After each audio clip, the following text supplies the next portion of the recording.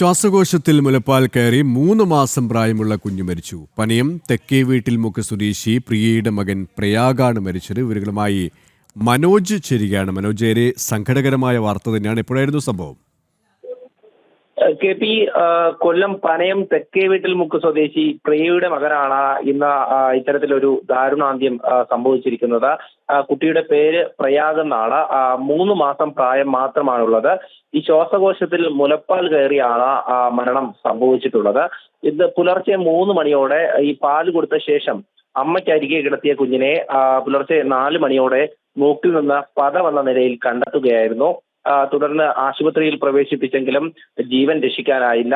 വളരെ സങ്കടകരമായിട്ടുള്ള ഒരു വാർത്ത തന്നെയാണ്. അതായത് 3 മാസം മാത്രം പ്രായമുള്ള കുട്ടിയെയാണ് ഇത്തരത്തിൽ അമ്മ മുലപ്പാൽ കൊടുത്ത ശേഷം വെളുപ്പിനെ ഈ പത വന്ന നിലയിൽ കണ്ടെത്തിയത്. എന്തായാലും ഈ പനയത്താണ് ഇങ്ങനെയൊരു ദാരുണമായ സംഭവം ഉണ്ടായിട്ടുള്ളത്. 3 മാസം പ്രായമുള്ള കുഞ്ഞാണ് മരിച്ചത്. ഏറെ സങ്കടകരമായ ഖേദകരമായ വാർത്ത തന്നെയാണ് കൊല്ലത്ത് നിന്നുമുള്ളത്. മനോജാണ് വിവരങ്ങൾ നൽകിയത്.